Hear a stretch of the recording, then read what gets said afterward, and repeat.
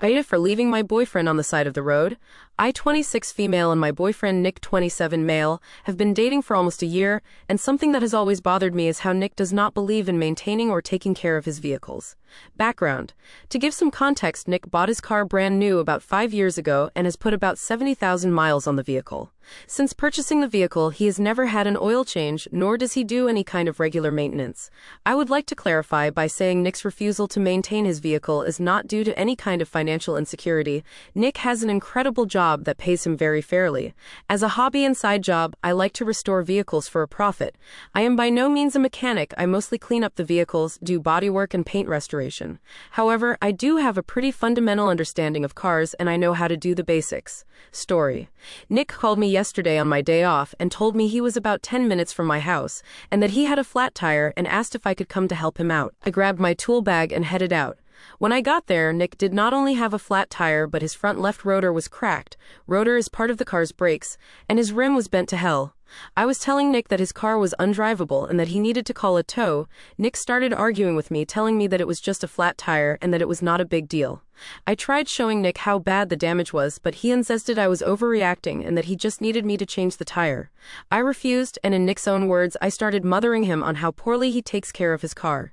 The argument got heated and Nick lashed out at me and started saying things like, "Just because you have a set of pink tools and watch YouTube doesn't make you a fucking mechanic." After Nick said this, I started to pack up my tools and told him that he was right. I'm not a mechanic, but that he should probably call one because I'm not changing his tire. I left Nick on the side of the road and he refuses to talk to me until I apologize for abandoning him. Am I the a-hole? Relevant comments said. So to summarize, your BF asked for your help. You offered help, informed him of the seriousness of the problem. BF didn't like your answer, told you what to do even though you know better. This became heated. Your BF was extremely offensive. You rightly left him. I'll be blunt, you BF seriously sucks. To blow up over this is a big red flag. Your NTA, good luck with your car hobby though, sounds awesome. Do you ever get your hands on classics? Op replied, wish. I mostly buy and work on cars that are under 10K and try to sell them for a 20 to 30% profit. Subaru, old Fords and classic Chevys have a special place in my heart though. NTA, and yikes if he won't maintain a high-end purchase. How does he treat his home? He has made fun of your car knowledge, yelled at you for making an accurate statement about his broken car, and demanded an apology, none of which you deserved. Is this how he normally responds in stressful situations?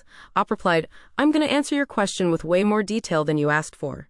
I was raised by a single mom. I never had a father figure growing up. When something would break in our house, I would teach myself how to fix it, and my mother always encouraged me to chase how mechanically inclined I was. After I met Nick's parents, me and his father really bonded over our love for cars and our love for fixing them. Every time I would go over to Nick's parents' house, me and his father would inevitably end up in the garage tinkering. Nick has always been insecure about how quickly me and his father developed a relationship. Nick obviously is not very mechanically inclined and has never shown any interest in cars.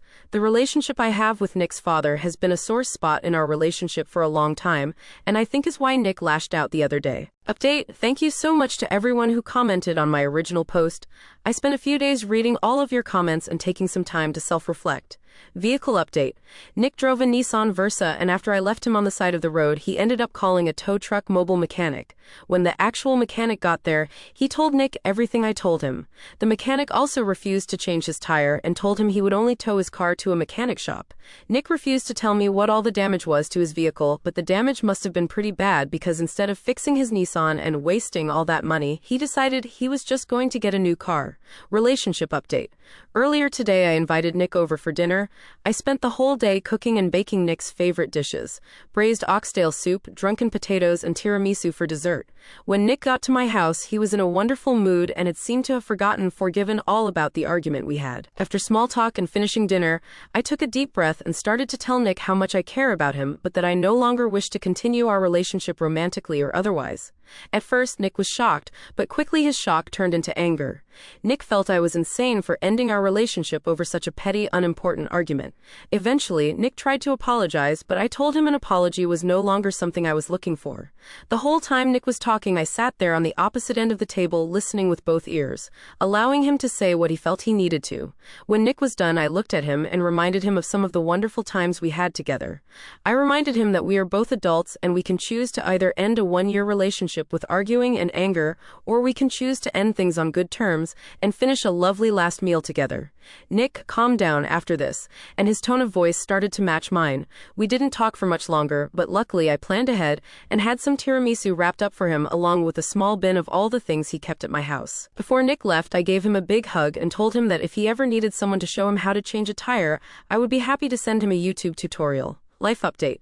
Over these last few days, I decided to treat myself and buy my neighbor's old 1978 Ford Ranger, red.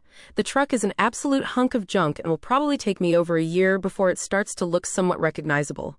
But I figured it would be more time and cost-effective for me to obsess over an old broken truck than it would be for me to fixate on broken men. I plan on staying single for a while and hope to take better care of not only myself but to also focus on my 3 German Shepherds more. Comments said, Lollap is diabolical. He's never going to be able to eat his favorite meal and dessert without recalling this breakup, no matter how brief or fleeting the thought may be. While it was classy of her, as I was reading through her update, I was genuinely worried he would harm her. If he were a violent person, doing the breakup at her place could have ended up with smashed plates, hot food thrown at her, him physically attacking her. I'm glad it didn't, but until that end, I was scared for her. Another said, absolute nightmare car to work on.